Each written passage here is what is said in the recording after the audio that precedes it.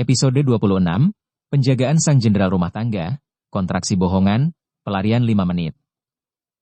Hujan gerimis menggantung malu-malu di balik kaca jendela, membingkai halaman depan rumah Panjie dan Anisah yang hari itu tampak lebih ramai dari biasanya. Sopir pribadi dengan setelan hitam berdiri rapi di samping mobil Alphard hitam metalik, membukakan pintu untuk sosok wanita parubaya yang langkahnya mantap seperti seorang jenderal yang hendak memeriksa pasukannya. Ibu Fatimah. Dengan gaya khasnya, kerudung segi 4 rapi, tas branded besar menggantung di siku, dan ekspresi tajam seperti bisa mendeteksi kuman dari kejauhan. Panjie yang sedang duduk santai di ruang tamu bersama Anisah langsung berdiri begitu mendengar suara hak sepatu ibunya berdetak lantai. Anisah yang tadinya tengah nyuapin buah ke mulut Panjie, buru-buru menyembunyikan sendok dan duduk manis seperti siswi pesantren. Assalamualaikum. Waalaikumsalam warahmatullah, Bu. Sahut mereka berdua nyaris serempak. Ibu Fatimah berdiri di ambang pintu ruang tamu, menatap mereka seperti detektif yang mencurigai pasangan kriminal. Masya Allah. Anisah, kamu masih duduk? Kamu hamil, sayang. Seharusnya kamu tiduran, kaki dilurusin. Mas Panjie, kamu tega amat sih. Panjie mengedip pelan. Belum sempat buka mulut, ibunya sudah jalan cepat menghampiri Anisah dan menggandeng tangan menantunya penuh drama. Sini, ikut mama ke kamar. Kita ukur tensi dulu. Udah minum susu belum? Makan buah cukup? Jantung bayi udah didengerin? Anisah yang dari tadi cuma bisa manggut-manggut setengah bingung, akhirnya tertawa kecil. Masya Allah, mama segitunya, baru juga makan buah 5 menit yang lalu. Tuh. Lihat, dia baru makan buah. Harusnya kamu yang nyuapin, Mas Panjie. Panjie mengangkat alis, menunjuk sendok buah yang masih ada di tangan Anisah. Tapi ekspresi colnya langsung patah oleh tatapan ibunya. Gak usah membela diri, kamu tuh calon ayah. Harus sigap. Jangan mentang-mentang udah nikah, jadi santai. Ingat, ini cucu pertama mama. Kamar berubah jadi ruang perawatan. Keesokan harinya, kamar mereka sudah berubah total. Ada suster berpakaian putih duduk di kursi rotan, menuliskan sesuatu di clipboard. Seorang bodyguard berdiri di dekat pintu dengan headset, nyaris tak berkedip. Anisah terbaring di ranjang sambil ngemil ciki, wajahnya antara bingung dan pengen ngakak. Mas, aku lagi hamil atau mau operasi besar, sih? Bisiknya ke Panjie, yang berdiri sambil melipat tangan di pojok ruangan. Kalau lihat setupnya, kayak mau debat calon presiden, bisik Panjie pelan, suaranya tetap kalem tapi ngenes. Mereka berdua nyaris tertawa, tapi langsung diam waktu Ibu Fatimah masuk membawa termos kecil dan bantal tambahan. Nih, Mama bawain bantal dari rumah. Itu bantal favorit kamu waktu kecil, Panjie. Mungkin cucumu bakal suka juga. Anisah dan Panjie saling pandang. Emma, makasih ya, tapi masnya belum ganti baju dari pagi. Tuh, celetuk Anisah jahil. Ibu Fatimah langsung menoleh tajam. Mas Panjie. Masa ya istri kamu mandi disiapin suster? Kamu masih main HP dari tadi pagi.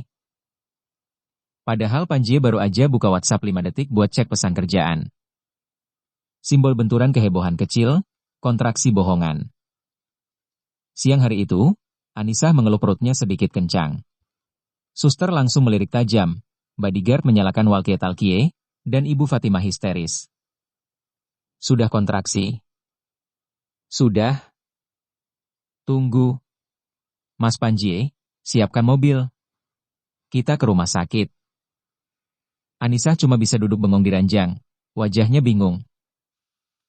MA, baru juga kenceng dikit, kayaknya cuma angin, deh. Suster langsung berdiri. Bisa saja kontraksi Braxton Hicks, Bu. Tapi kita harus waspada. Ibu Fatimah berdiri di dekat jendela, memencet tombol di HP-nya. Kita siaga 1. Ulangi. Siaga 1. Cucuku bisa lahir sewaktu-waktu.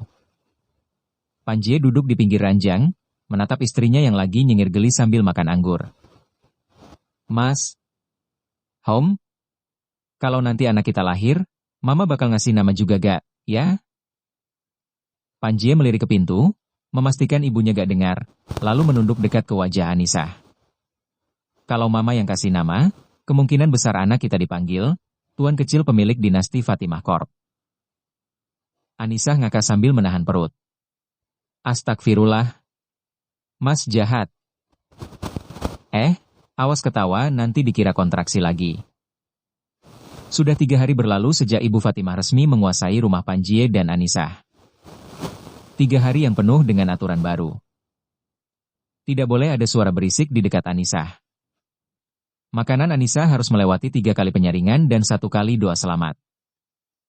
Panjie dilarang menyentuh perut Anissa tanpa pengawasan suster. Ya. Suaminya sendiri. Panjie duduk di ruang kerja, tapi pikirannya entah di mana. Laptop terbuka, tapi dokumen meeting belum bergerak dari baris pertama. Ia mendongak, mendengar suara tawa pelan dari kamar. Tawa Anissa. Tapi bukan karena dia. Dengan rasa penasaran dan sedikit cemburu. Ya, cemburu. Ia berdiri dan mengintip dari balik pintu yang sedikit terbuka. Anissa sedang tertawa kecil sambil diajari suster senam kehamilan. Dan bodyguard ikut nonton. Dengan ekspresi serius seperti sedang mantau pasukan latihan perang. Tiba-tiba Ibu Fatimah datang dari belakang, menepuk bahu Panjie. Kamu ngapain ngintip-ngintip? Masuk dong. Tapi jangan terlalu dekat, ya. Anissa kan lagi latihan napas. Panjie hanya bisa tersenyum kecut. Iya, MA. Begitu masuk, suster langsung menatap Panjie seperti guru olahraga yang gak yakin sama kemampuan muridnya. Mas Panjie, silakan berdiri di belakang ibu. Kalau mau ikut mendampingi, kita latihan simulasi napas melahirkan, ya? Panji mengangguk pasrah. Tarik napas, buang. Tarik lagi, buang pelan. Panji ikut. Tapi yang dia buang cuma harapan untuk bisa quality time dengan istrinya. Karena bahkan napas pun, diatur. Malam itu, di kamar, Panjie masuk pelan-pelan. Anissa sudah terbaring, dikelilingi bantal berbentuk U, selimut lembut, dan diffuser aromaterapi yang berganti warna. Anissa membuka mata, tersenyum lembut. Mas, sini deh. Panjie sempat ragu. Gak ada suster jagain malam ini? Udah tidur di ruang sebelah. Aman? Bisik Anissa sambil menepuk tempat kosong di ranjang. Panjie langsung rebahan pelan, mencoba menyusup ke dunia kecil mereka yang nyaris direbut tim penjaga cucu pertama. Setelah beberapa saat diam, Panjie berbisik, kamu bahagia ya sekarang? Anissa menoleh, keningnya berkerut lucu. Loh, kenapa nanyanya gitu? Gak, soalnya kamu kelihatan nyaman banget sama semuanya. Sama mama, suster, bodyguard, kayak aku gak dibutuhin lagi. Anissa menahan tawa, lalu menggenggam tangan Panjie. Mas, kamu tuh pusat semestaku. Yang lain cuma satelit. Panjie tersenyum kecil. Tapi satelitnya banyak amat. Satelit bersenjata pula. Anissa ngakak kecil. Yah, itu semua buat jaga planetnya ini. Biar gak goyang. Tapi Mas tetap jadi mataharinya, kok. Panjie menoleh, menatap wajah istrinya yang mulai mengantuk. Kalau gitu boleh dong planetnya dipeluk sebentar? Sebelum satelit bangun lagi. Belum sempat Anissa jawab, suara suster terdengar dari interkom kecil di sisi tempat tidur. Mohon maaf, Bu Anissa. Sensor detak jantung mendeteksi gerakan tidak biasa. Ada yang pelukan, ya? Malam itu Panjie kembali tidur di sofa ruang tengah. Berselimut jaketnya sendiri, dengan suara detak jam dinding dan dengkuran pelan dari bodyguard di ruang sebelah. Sebelum memejamkan mata, ia mengirim satu pesan ke ponsel Anissa.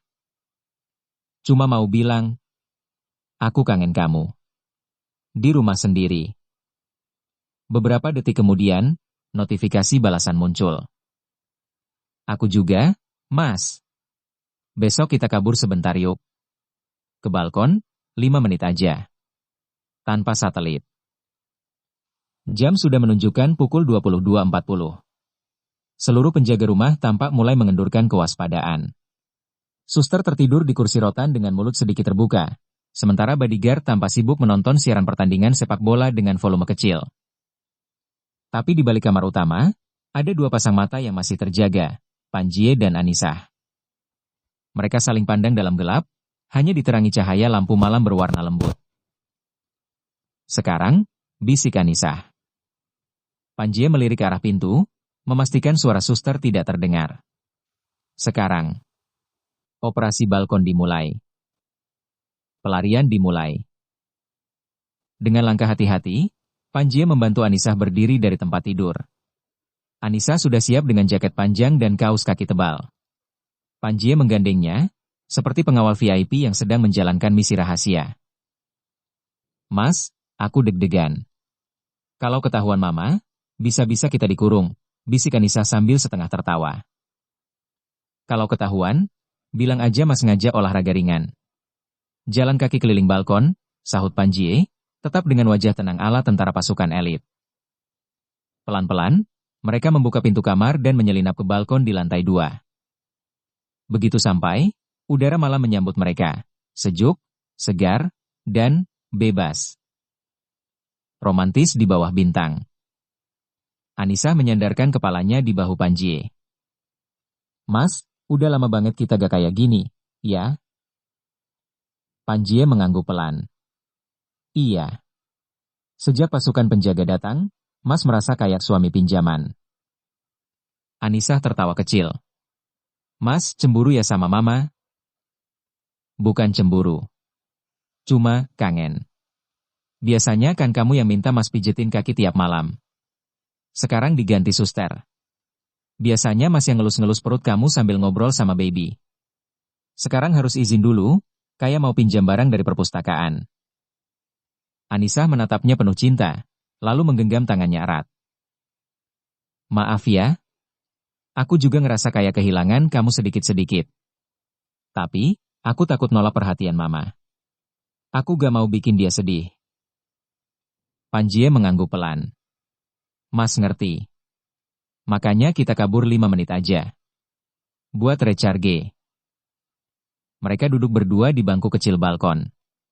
Di atas langit, bintang bertaburan seolah ikut menyaksikan dua hati yang masih saling mencari waktu, meski dunia di sekitar mereka sedang heboh sendiri. Ketahuan. Baru 5 menit berjalan damai, tiba-tiba lampu kamar menyala. Panji! Anissa ah. Suara Ibu Fatimah menggelegar seperti komandan pasukan kehilangan anak buahnya. Anissa mematung. Panjie hanya bisa pasrah. Pintu balkon terbuka keras, dan Ibu Fatimah berdiri dengan jubah tidur motif bunga-bunga dan wajah panik. Kalian ngapain di sini? Malam-malam keluar, naik angin gimana? Suster dan bodyguard ikut muncul di belakang, lengkap dengan senter dan alat tensi digital. Panjie langsung berdiri dan mengangkat tangan. Tenang, Ma. Kita cuma cari angin segar 5 menit. Angin segar? Di jam segini? Anissa hamil, Mas Panjie. Hamil. Kalau masuk angin, siapa yang repot? Anissa mencoba menenangkan. Ma, maaf, aku yang maksa. Aku kangen udara malam. Ibu Fatimah langsung mendekat dan menggandeng Anissa kembali ke kamar. Udara malam itu banyak bakteri, sayang. Kamu kan sensitif. Duh, jantung Mama rasanya lepas tadi. Sementara itu, Panjie dibiarkan tertinggal di balkon. Bodyguard menepuk pundaknya sambil mengangguk simpati. Solid, Bang. Tapi gagal misi. Malam itu, Anissa mengirim pesan ke Panjie yang terdampar lagi di sofa. Cuma 5 menit, tapi rasanya kayak seminggu. Makasih ya, Mas. Kamu tetap rumah ternyamanku. Panjie membalas. Apapun yang terjadi, kita bakal selalu curi waktu buat jadi berdua. Meski cuma 5 menit. Dan saat itu juga, Panjie tersenyum, Meski di sofa, dengan guling yang dingin dan lampu mati, karena dia tahu, hatinya tetap dipeluk. Bersambung.